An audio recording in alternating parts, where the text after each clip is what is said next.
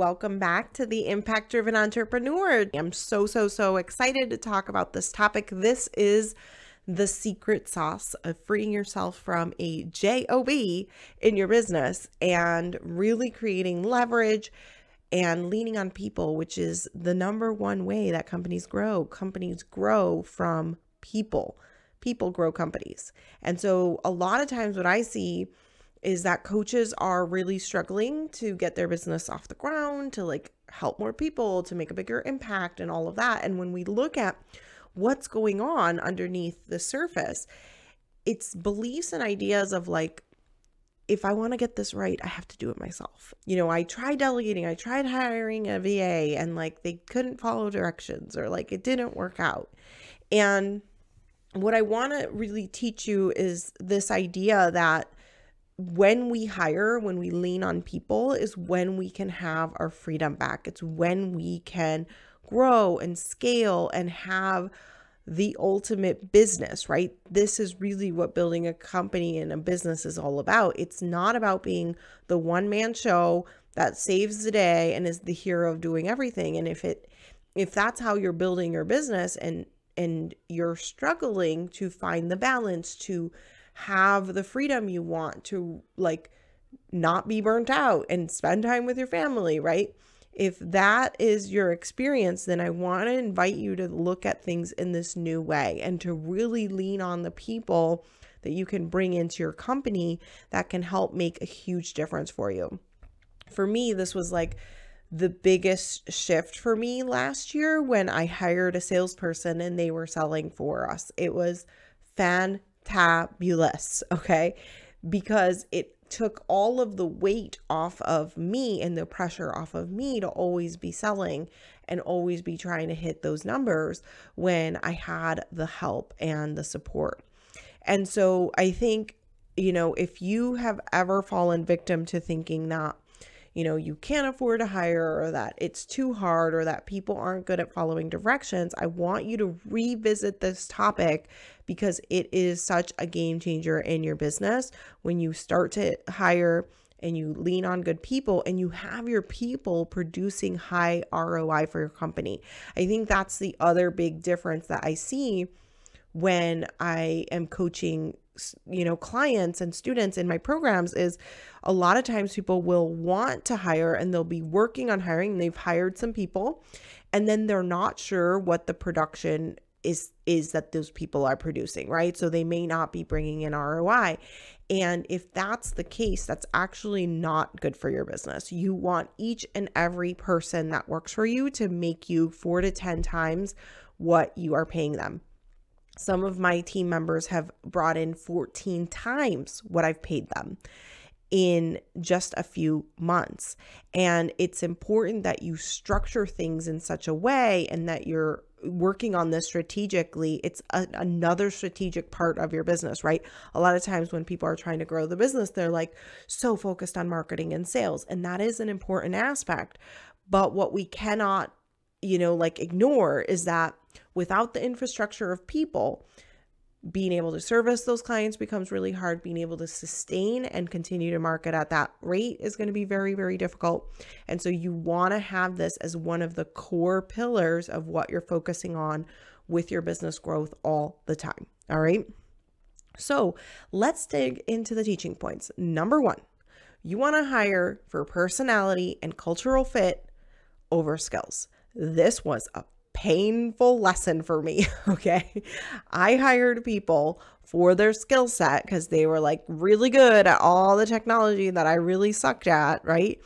And I was paying them a lot of money and they were not a cultural fit. And, you know, like if any of those people are listening, I am sorry. Like this was my big, huge bad. Right. And some of them, it was just not a cultural fit, not the way that I like to operate in my business, right? I like to get shit done. Like we always are moving forward. We're pretty fast-paced workers. And so if somebody is really lagging in the work that they're doing, but they have all the technical skills, it's really not going to be a good cultural fit. That's one example.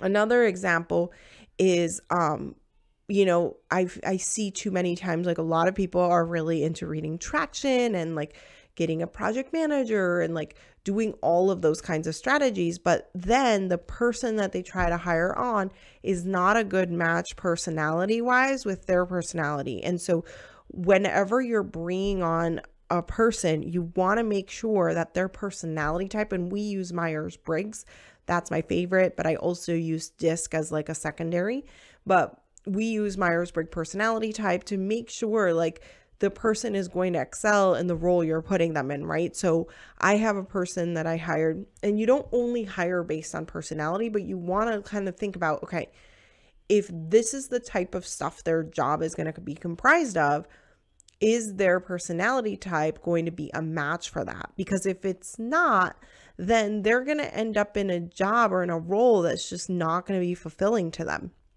I remember I've hired people who are like F's on a Myers-Briggs personality type, which is really someone who's really loving and heart-centered and that kind of thing. And if I was to put them behind the screen of a Facebook ad campaign where it's spitting out 20 million numbers and their job is to look at a spreadsheet and look at the numbers and the patterns and like decide on a strategy for that, they're gonna hate their job. So I'm never gonna do that, right? So same goes in any other role. You want to look at what is the personality type of that person, and then you want to match them to the type of things that they're going to be working on in the business. Now, it's not always perfect. Like I like to take the person as a whole over just the score that they get on that test, because the test is imperfect. Just like any other test, there's like obviously not 100% accuracy. But what we can do is really look at it and say, okay, is this in alignment with how you've operated before, right? Like, have you always liked details, or have you always geared towards numbers more? Or have you geared towards people more, right?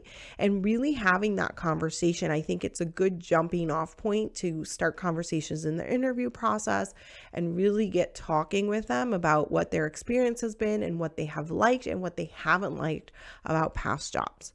And then cultural fit is always like the main thing that I'm looking for.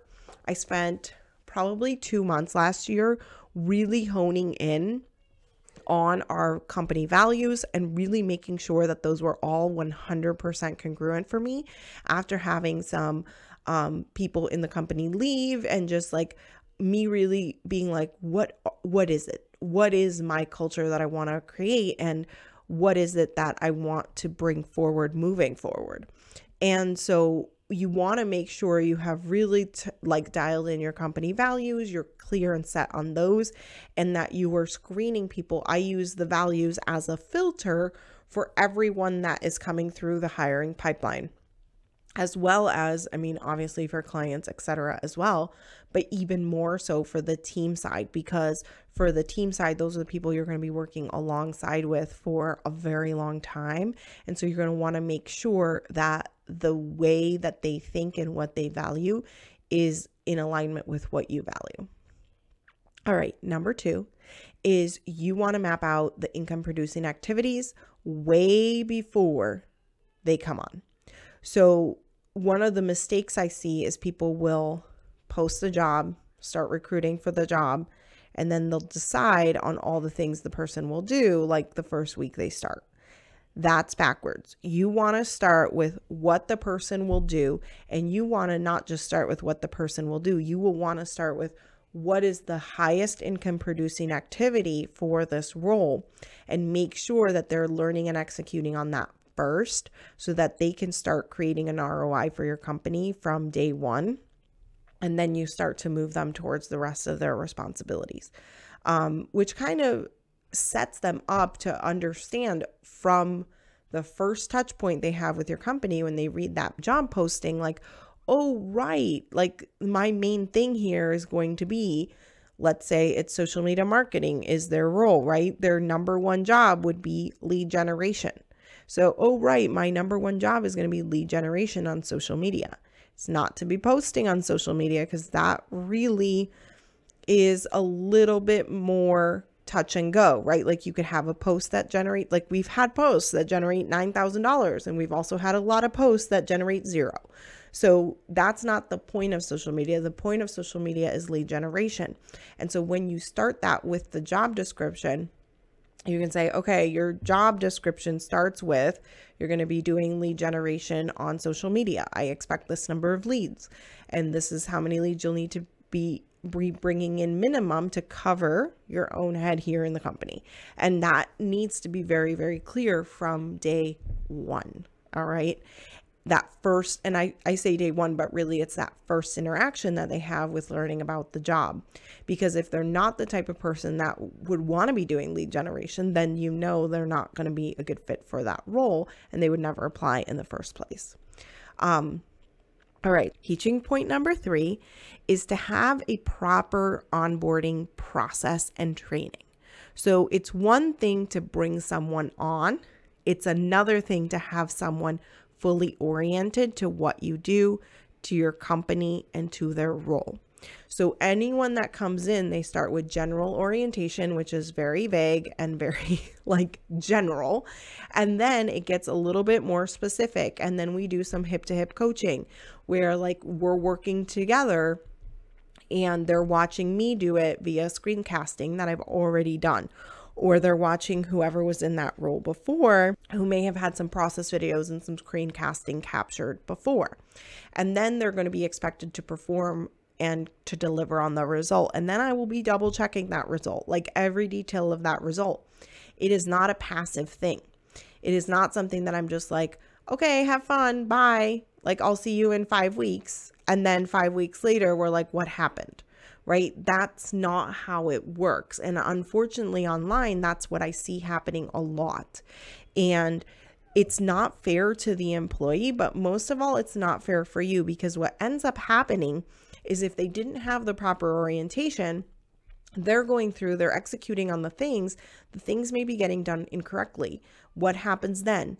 Then you're having to pick up and scramble up all the pieces, and then eventually they're going to get fired or they're going to quit. And then not all those tasks are going to get back onto your own plate.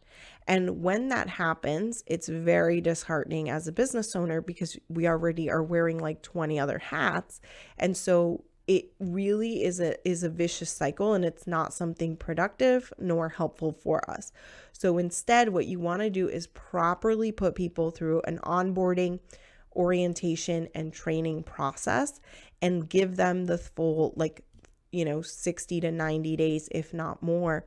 And throughout that time, what I do is I do evaluations for them on each of those monthly, like every month we do an evaluation where we dive deep into how they're doing and their performance is doing, what standard operating procedures they're working on, what KPIs and metrics they're responsible for, and where they are performing with each of those. So that is a very, very useful structure, and we teach all of it in our program, the Impact Formula. It's all in there with basically everything you need to be able to operate your business at this level.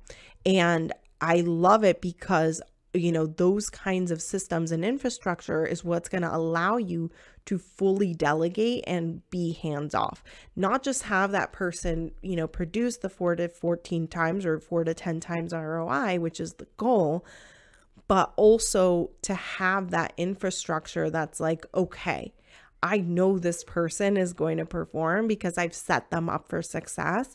And I know that if they don't perform, like there's a few things that I could do, right? We help you with troubleshooting the whole thing, right? But if they're not performing, you have to look at different factors and say, okay, is it the person not putting in the effort?